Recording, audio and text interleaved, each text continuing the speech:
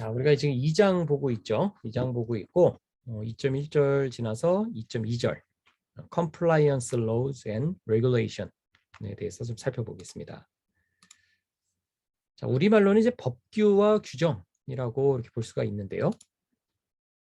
법규 준수와 계획 수립의 관계를 좀 살펴볼 것입니다. 우리 책에서 이런 표현이 나와요. 이러한 법규, compliance 또는 regulation 이런 규정들은 보안 계획을 수립하는 데 있어서의 이 드라이빙 포스, 원동력이다 라고 얘기하고 있습니다. 원동력. 이 원동력이라고 하는 이유는 뭐겠습니까? 보안 계획 수립을 하도록 해야 하는 이유가 된다는 것이죠. 아까 이제 NCSC 같은 데서 이렇게 보안 등급을 관리 등급을 상향 조정한다 이렇게 얘기를 하게 되면 이 보안 계획에 대해서 실제로 수행을 해야 되잖아요. 수행을 할 때 어떤 기준이 있어야 되거든요. 그 기준은 바로 이런 법규 등이 되는 것이죠. 법규가 없다면 사실 계획을 일부러 세우기가 쉽지 않겠죠. 법규를 세운다는 것은 잘하면 상을 주고 못하면 그거에 응당한 책임을 져야 된다는 것도 있습니다. 그래서 이런 관점에서 이제 원동력이 된다는 것입니다. 가장 중요한 원동력은 그래서 이러한 법규를 준수해야 한다. 준수할 필요가 있다라는 것입니다. 좀 긍정적으로 생각을 하는 것이죠. 이걸 억지로 한다라는 것이라기보다는 이걸 준수해야 된다라는 그런 준법 의식에 바탕이 돼서 보안 계획을 수립해야 된다는 것입니다. 자, 보안 계획 수립은 한편으로는 법률과 규정 준수의 범위에서 이루어진다라고 생각을 해야 돼요. 그러니까 어떤 법 규정이 있으면 최소한 법과 규정에서 요구한 수준은 만족시켜야 되는 것이죠. 그거를 오버해서 할 수도 있겠지만 그것보다 못하면 안 되는 것이거든요. 그래서 최소한 그 범위 내에서 이루어져야 된다는 것입니다. 왜냐하면 범위가 이렇게 제한이 안 정해지게 되면은 일단 비용이 많이 들게 되죠. 효과성에 대해서도 의문이 있을 수 있고. 근데 이제 현실은 어떤가? 현실은 지켜야 될 법률과 규정이 너무 많다는 게 문제입니다. 이 범위가 적지 않다는 것이죠. 대표적인 게요. 뒤에서 좀 살펴볼 사베인즈 옥슬리법이라는 게 있습니다. 갑자기 외국 사람의 이름, 이 사람 이름이거든요. 사람의 이름이 붙어 있는 법이 있고요. 우리나라 내에서도 뭐 개인정보보호법 등이 있어요. 그리고 재작년에 제정이 된 데이터 3법 이런 것들이 있습니다. 점점 이제 법이 늘어나는 것이죠.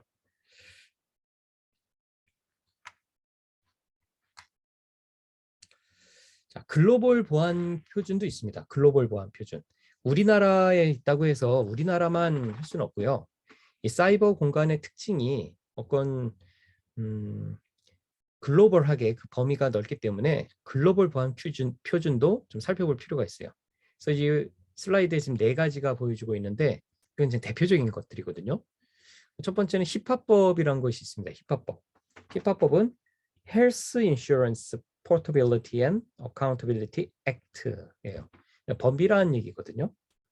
환자의 어떤 처방 기록들, 진료 기록들에 대해서 이 프라이버시를 보호하기 위한 안전한 전자적 전송을 규정한 법률입니다. 암호 기술이 들어가 있겠죠, 당연히. 그리고 직무 분리가 들어가 있을 거예요. 그리고 알 필요성의 법칙도 적용이 되어 있습니다. 우리가 1장에서 언급했던 그런 내용들이 다 들어가 있어요. 그다음에 GLBA라는 게 있어요. 그램 리치 빌리 액트라고 되어 있는데요. 여기도 보면은 프라이버시, 개인 정보하고 데이터 교환에 대한 금융 서비스에 대한 현대화 법안이에요. 힙합법은 진료, 보건, 의료 쪽이라면 GLBC는 금융 쪽이에요. 그러니까 우리나라 병원, 우리나라 은행들은 힙합법과 GLBA를 준수하고 있다고 보면 돼요. 자, 그다음에 사베인즈 옥슬리법, 줄여서 삭스법이라고 하는데요. 자, 여기는 회계 부정에 대한 거예요. 회계 부정. 그러니까 내부 회계 규정에 대해서 엄격한 기준을 제시한 것입니다. 우리가 얼마 전에 살펴봤죠. 내부 직원의 그 회사 돈을 횡령하는 사건 등을 봤잖아요. 삭스법에 의하면 이제 그런 것들을 사전에 탐지할 수 있도록 외부 감사를 법으로 적용하고 있습니다. 다음 PCI DSS. PCI DSS는 카드, 신용카드죠. 신용카드의 데이터를 안전하게 취급하기 위한 보안 통제, 시큐리티 컨트롤입니다. 이제 통제는 이제 컨트롤이라고 이해하면 돼요. 컨트롤을 언급한 거예요. 그래서 힙합, 그다음에 GLBA, 삭스법, PCI DSS 이 정도는 이거는 어디에 해당되는 정보 보호 관련된 법규 규정 표준이구나 라고 이렇게 매칭해서 이해하시면 되겠습니다. 앞에서 얘기했던 것처럼 이제 시습 시험은요, 이런 것들을 당연히 물어봐요. 국제공인 정보 시스템 보안 자격증이 시습이잖아요. 당연히 이제 글로벌 보안 표준들을 알아야 돼요. 자, 이 중에서 사베인즈 옥슬리 법에 대해서 간략히 살펴볼게요. 2002년도에 제정이 됐어요. 어디서요? 미국에서 제정이 된 법이에요. 미국에서 제정이 된 법인데 이 배경을 보면 2001년도 9.11 테러가 발생됐을 때 아주 대규모의 회계 부정 사건이 발생됐습니다. 그 회사가 월드컴과 앨런이라는 회사인데요. 초대형 분식회계가 발생됐어요. 분식회계. 실제 장부와 실제의 그 회사에서 갖고 있는 어떤 금융 내역이 일치하지 않는 것이죠. 그래서 이 사건 때문에 미국의 이제 국회의원 두 분이 상원과 하원으로 계신 이제 사베인즈 의원과 옥슬리 의원이 두 분이 같이 발의한 법이 사베인즈 옥슬리법, 줄여서 삭스법이라고 합니다. 이 법에서 얘기하는 강조하는 것은 회계 제도가 개혁돼야 된다. 회계 제도가 개혁돼야 된다. 이 바탕 속에는요, 우리가 강의 시간에 종종 봤던 이 그림, 어떤 조직이 있어요. ORG가 있으면 여기에 인포메이션 시스템을 도입을 했죠. 그러니까 이 회사에서 사용하는 이 회계 업무가 모두 인포메이션 시스템으로 운영이 되고 있는 게 현실이거든요. 그러니까 여기에 정확한 어떤 회계 제도에 대한 개혁이 필요하다라는 것을 언급한 겁니다. 자, 어떤 영향성이 있느냐? 회계 부정에 대해 강력한 처벌, 그리고 감사하고 비감사, 오딧입니다. 오딧을 해야 되는 것과 오딧을 안 하는 영역들을 구분을 시켜줘요.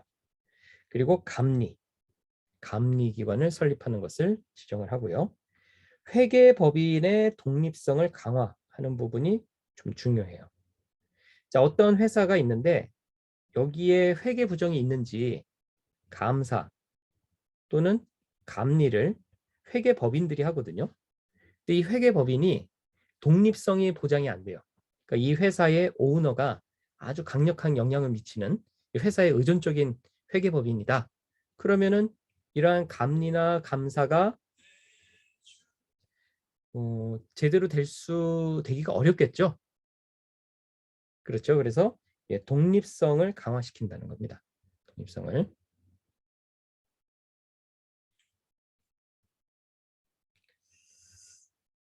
자, 다음에 재무정보 공시 강화. 회사의 재무정보를 공시하는 것이죠. 여러분 중에도 요새 이제 주식 많이 하죠. 주식 하시다 보면 회사의 재무정보 같은 걸 좀 볼 필요가 있는데요. 이거를 제대로 이제 공시를 안 하게 되면 페널티를 먹게 돼요. 그 회사들이. 그래서 이거를 법적으로 공시를 제대로 하라고 하는 것입니다.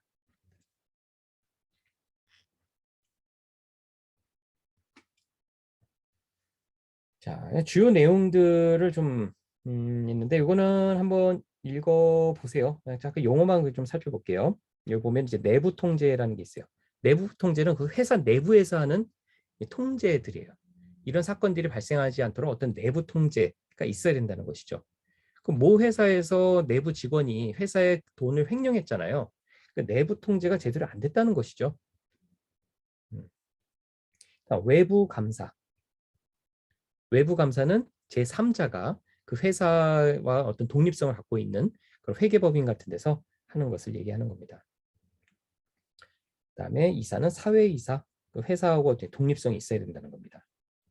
그리고 여기 내부 고발자에 대해서 얘기 나와요. 휘슬블로어, 내부 고발자에 대해서도 삭스법에서 보호해야 된다는 것을 규정하고 있습니다.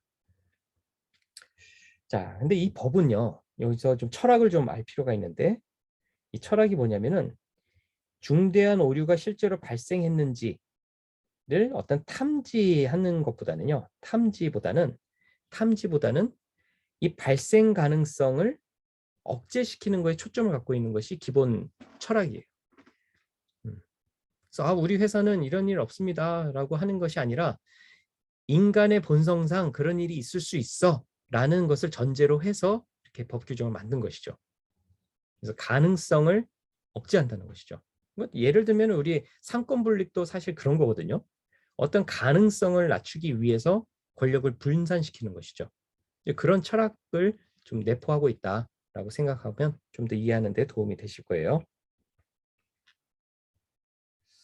자, 보도자료. 2018년도에 나온 보도자료인데요. 우리나라 회계개혁을 위한 외부감사법 시행령 발표예요. 앞에서 나왔던 회계개혁 외부감사법. 앞에서 삭스법의 배경하고 유사하죠. 근데 삭스법이 미국에서 몇 년도에 나왔다고요? 2002년. 근데 요거는 우리나라는 2018년. 좀 늦었죠. 그래서 우리나라도 이제 글로벌 기업들이 많아지고 있잖아요. 이 나라가 이제 선진화되고 하면서 이런 회계 개혁들이 이제 법제화되고 있는 그런 단계에 있다고 보시면 돼요. 근데 모든 회사가 하는 게 아니에요. 이렇게 기준이 있어요. 여기 기준이 있어서 이 기준에 대해는 해당되는 회사들은 앞에서 얘기했던 삭스법을 준수해야 된다라는 것입니다. 자, 요거는 이제 과거의 모습과 이러한 회계 개혁이 이루어졌을 때의 모습을 이제 보여주는 거예요. 기본적으로 신뢰를 향상시키는 거죠. 신뢰를. 그래서 어떤 내부 통제도 강화시키고 외부 감사도 하고 하면서 어떤 횡령의 발생 가능성을 억제시켜야 이제 회사가 더 건강하고 건전하고 글로벌하게 시장을 확장할 수 있다는 것이죠. PCI DSS, 요거는 이제 신용카드에 대한 부분인데요. 요거 한번 좀 살펴볼게요. 2018년도까지 이제 완료를 시켰는데요. 우리가 4장에서 이걸 살펴볼 건데, 자, TLS가 1.2 버전으로 업그레이드가 됐어요. 네, 정도 업그레이드 됐고, 여기서 요구하고 있는 사항들이 좀 있는데, 요거는 한번 읽어보세요. 네, 한번 읽어보시고, 기본적으로 카드 소유자의 데이터, 여러분들이 어디 편의점이나 어느 데 가서 신용카드 또는 체크카드 넣어서 기계에다 넣는 그 순간 카드에 있는 정보와 여러분들 그 정보가 단말기에서 읽은 정보가 어떻게 안전하게 전달될까? 이게 궁금하지 않아요? 거기에 관련돼 있는 규정이라고 생각하시면 돼요. 다음에 CC라는 것을 잠깐 좀 살펴보겠습니다. CC. 우리 책에서는 이걸 언급을 하고 있지는 않은데 Common Criteria라고 하는데요. CC는 ISO IC 15408. 이거는 나중에 좀 살펴볼 겁니다. ISO IC. 그건 국제 표준이죠. IT 제품의 보안성 평가 결과를 상호 인정하는 협정을 CC 인증이라고 그래요. 말이 좀 어려운데, 자, 예를 들면 우리나라에서 모 보안 회사에서 보안 장비를 하나 개발했다고 합시다. 그래서 이 보안 장비는 사용자가 입력하는 내용들을 안전하게 전달을 해서 뭐 PCI DSS 체계를 준용하는 그러한 보안 장비다. 그래서 우리나라에서 인정을 받았어요. 근데 이 인정을 받은 장비를 해외에 팔려고 그래요. 예를 들면 미국에 판다. 근데 미국에서 이게 정말 안전해? 신뢰할 수 있어? 하면 또 이제 검사를 하겠죠. 근데 한국에서 이미 검사를 받았잖아요. 한국에서 검사를 받았으면 미국에서 똑같은 시험을 할 필요가 없는 것이죠. 그래서 이렇게 협정을 맺은 나라들끼리는 한 나라에서 인정을 받게 되면 그 다음 나라에서 인정을 면제해 준다는 그런 얘기입니다. 그래서 이거를 CC 인증이라고 표현을 해요. CC 인증. 이런 회원국들을 CCRA 협정 회원국이라고 하고요. 주로 이제 정보보호 시스템에 대한 평가 인증 제도입니다. 우리나라는 2008년도 이후부터 요거를 따르고 있어요. 자, CC 인증에서는 주요 단어 4가지를 좀 알 필요가 있어요. 첫 번째는 Target of Evaluation, 평가 대상을 얘기하는 거고요. PP, Protection Profile, 그 평가 대상에 대한 평가 기준이에요. 그리고 ST, Security Target, 평가 대상에 대한 세부 평가 기준을 얘기하고요. 그 결과적으로 나오는 것이 EAL이에요. Evaluation Assurance Level, 평가 등급인 것입니다. 그래서 EAL은 1부터 7까지 이렇게 등급이 높아지게 돼 있습니다. 그래서 여러분들 어디에 보면은 보안 장비들이 뭐 EAL 7 등급을 획득하였다, 뭐 이렇게 해서 광고 나오고 있는 게 있거든요. 그거는 CC 인증을 내부적으로 받았다는 것을 의미하는 겁니다. 자, ISMS-P라는 게 있습니다. ISMS-P, Personal Information and Information Security Management System. 여러분들 중에 혹시 암호화폐 거래하는 학생들 있나요? 작년에 한창 요 얘기가 나왔죠. 암호화폐에 대한 거래 중개소들을 대상으로 해서 ISMS-P 인증을 받아야 된다. 그 시한이 언제까지다 했던 거 혹시 언론에서 보신 분들 있어요? 자, 암호화폐에 대한 해킹 사건들이 주로 중개소에서 발생이 되고 있거든요. 근데 법규, 그러니까 보안에 대한 법규 규정을 기준이 잘 제시되어 있지 않았었어요. 근데 ISMS-P는 뭐냐면은 Information Security Management, 그다음 Personal Information에 대한 보안 규정을 평가를 해서 그 등급을 매겨주는 절차거든요. 그래서 우리말로는 정보보호 및 개인정보보호 관리 체계 인증이라고 그래요. 그래서 ISMS-P를 받았다 하면은 이 회사에서는 어느 정도 표준화된 보호 통제를, 보안 통제를 하고 있다는 걸 인증을 받았다는 의미가 되는 것이에요. 그래서 우리나라에서는 요거를 키사에서, 한국인터넷진흥원에서 법령에 따라 인증을 내려주고 있습니다. 그래서 이런 용어도 한번 좀 살펴보시기 바랍니다.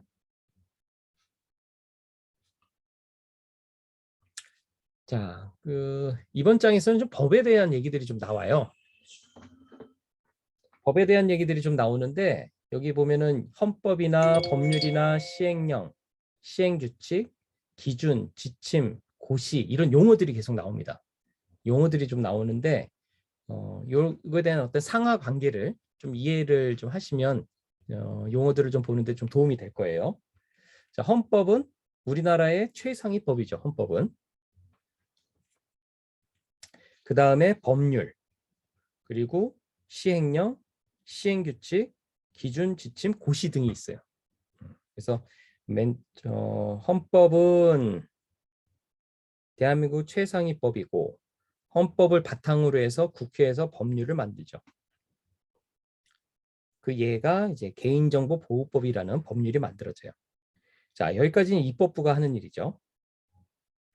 입법부가 한 거에 대해서 이제 행정부에서 요 법을 실제로 시행하기 위한 세부 내용들을 만듭니다. 그게 이제 시행령이에요. 시행령. 시행령은 입법부에서 만든 것을 대통령령으로, 행정부의 최고 수반이 대통령이잖아요. 대통령이 만든 규정이에요. 그걸 시행령이라고 해요. 자, 근데 시행령 갖고서 실제로 일을 할 수는 없어요. 좀 더 구체적인 게 필요하거든요. 그래서 시행령을 바탕으로 해서 시행규칙이 만들어집니다. 시행규칙은 각 행정기관별로 만들어지는 거예요. 자, 시행규칙을 좀 더 세분화시켜 놓은 것들을 기준, 지침, 고시라고 합니다. 그래서 이런 흐름들이 있어요. 자, 우리나라 입장에서 좀 살펴볼게요. 우리나라에서는 행안부에서는 과기부, 방통위, 그다음에 과기부하고 각각의 좀 역할들이 좀 나눠져 있습니다. 자, 행안부는 공공과 민간 영역을 총괄하고 행안부에서 만들어진 것이 개인정보보호법, 요거에 대한 시행령, 시행규칙, 그다음 고시 등이 있어요. 과기부하고 방통위는 민간정보통신 영역에 대해서 개인정보 보호와 정보통신망 안전 유지 등에 대한 법을 이쪽에서 시행령을 만들게 됩니다. 자, 대표적인 것이 정보통신망법이에요. 자, 정보통신망법의 원래 이름은 정보통신망 이용 촉진 및 정보보호 등에 대한 관한 법률이에요. 좀 길죠? 예. 정보통신망 이용 촉진 및 정보보호 등에 관한 법률. 줄여서 정보통신망법 또는 더 줄여서 그냥 망법이라고 그래요.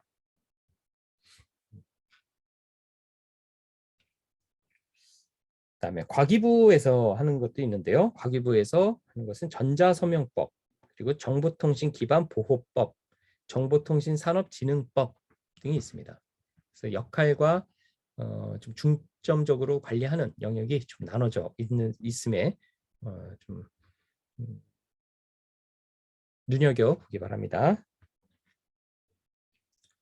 정보통신망법, 정보통신망 이용 촉진 및 정보보호 등에 관한 법률이 원래 이름이라고 했죠. 이렇게. 그럼 여기서 어떤 것을 주로 하느냐, 이런 것들을 해요. 정보통신 서비스 제공자는, 그러니까 여러분들이 인터넷을 사용하는 일반 업체들 있죠. 인터넷 제공 업체.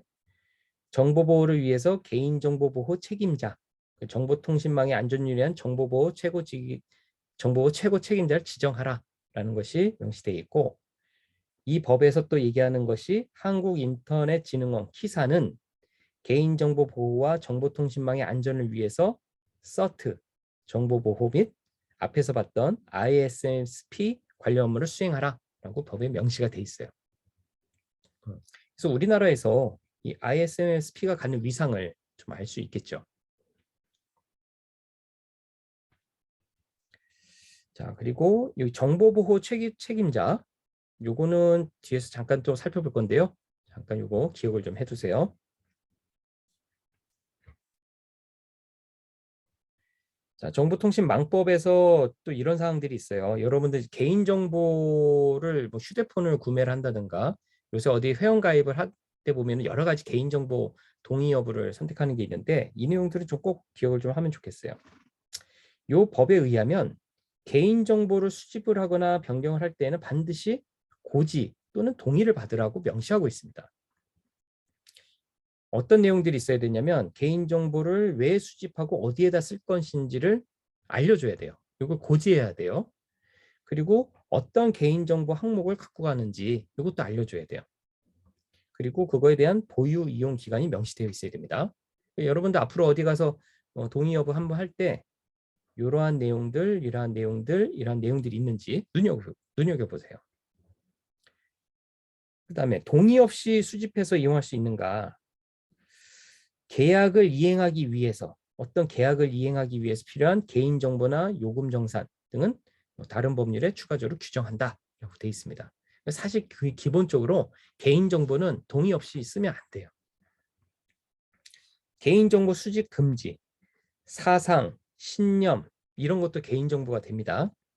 그리고 가족 및 친인척 관계, 학력, 병력, 여기서 병력은 어떤 병이 있었는지 그러한 질병 이력을 이야기합니다. 그다음에 기타 사회활동 경력 이런 것들도 개인정보가 되거든요. 이런 거는 기본적으로 수집 금지가 돼 있어요. 수집 허용, 이용자의 동의가 있어야 되고요. 다른 법률에 허용되어 있다 하더라도 최소로 수집하는 것을 원칙으로 합니다. 앞으로는 개인정보 동의하고 하실 때 좀 관심 갖고 한번 보세요. 자, 정보통신 기반 보호법. 얘는 이제 기반 인프라스트럭처에 대한 보호법이에요.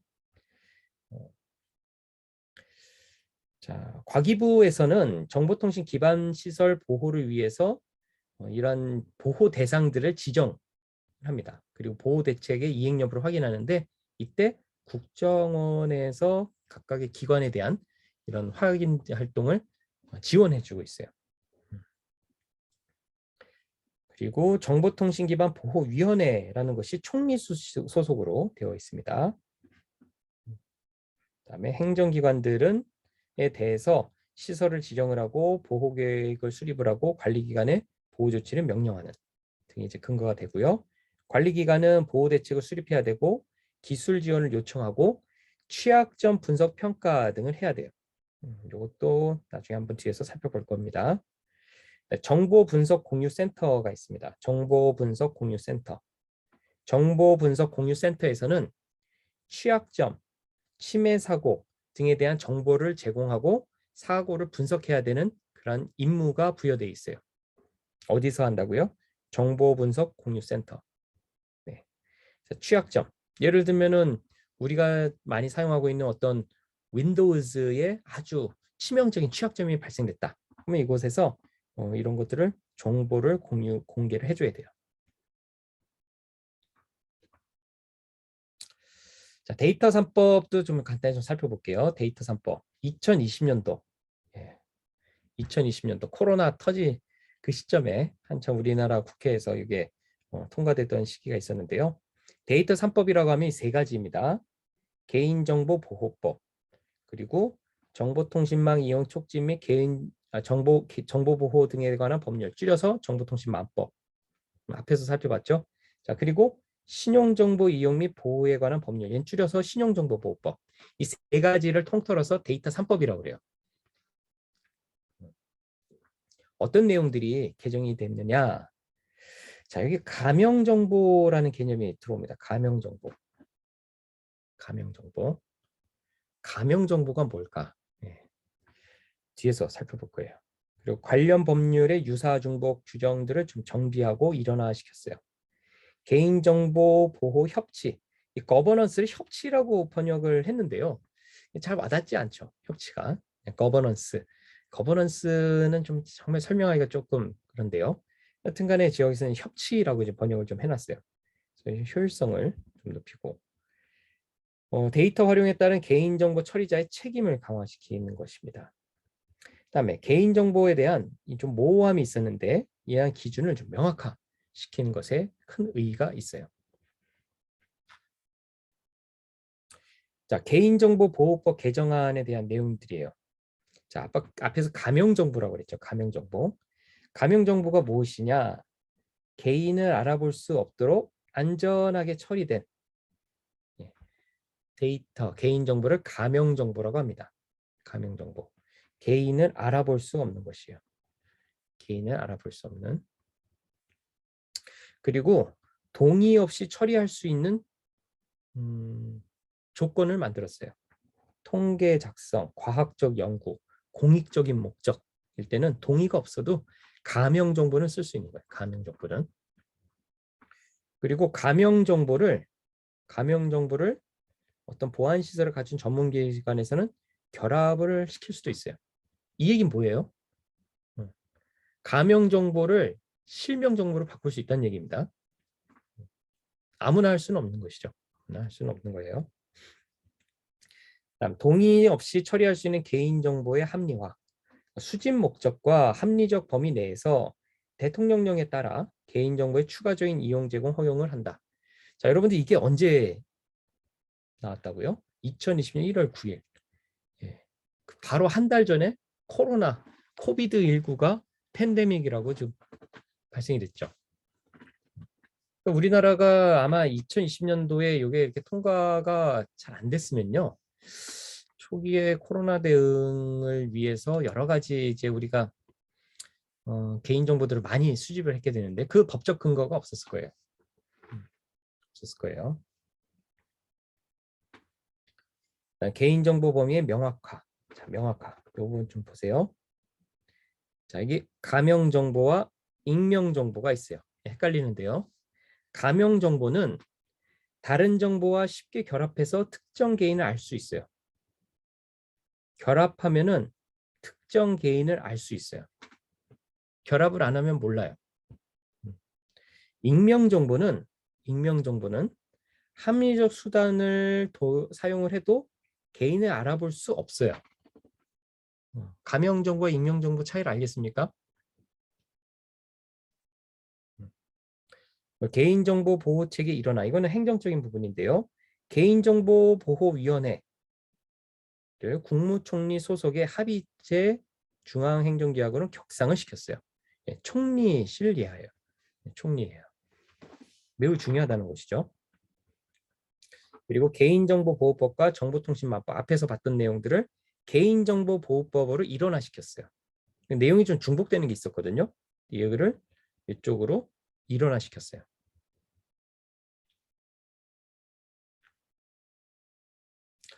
자, 가명정보, 익명정보, 그리고 개인정보들을 좀 비교한 자료입니다. 우리가 흔히 알고 있는 개인정보, 그리고 결합을 하지 않는 한 특정인을 특정하기 어렵도록 만든 게 가명정보, 그리고 익명정보는 복원할 수가 없는 거예요. 이런 차이가 있습니다.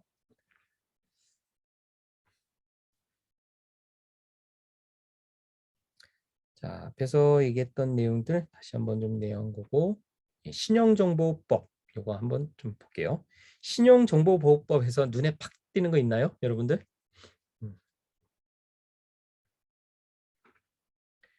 마이데이터. 예.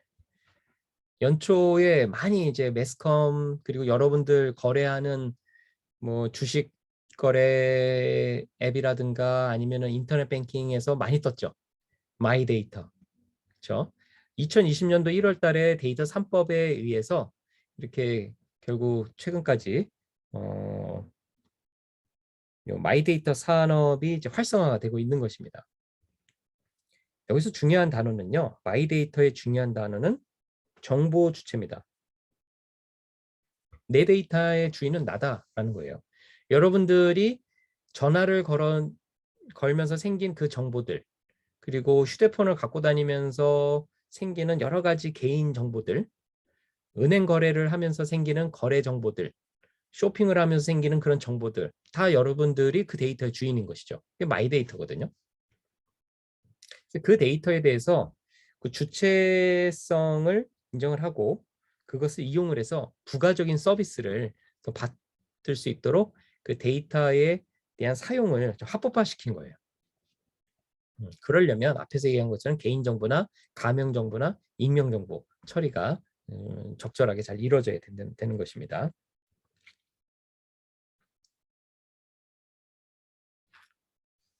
자, 2.2절은 이렇게 좀 컴플라이언스, 법규, 그다음에 규정, 레귤레이션 등에 대해서 살펴봤습니다.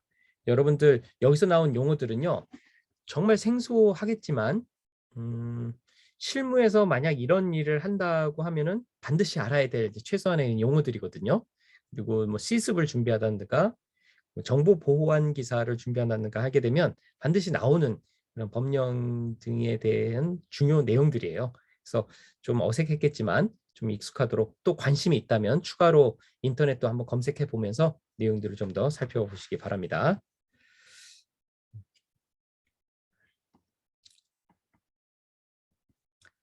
자, 또 슬라이드를 좀 바꿔볼게요.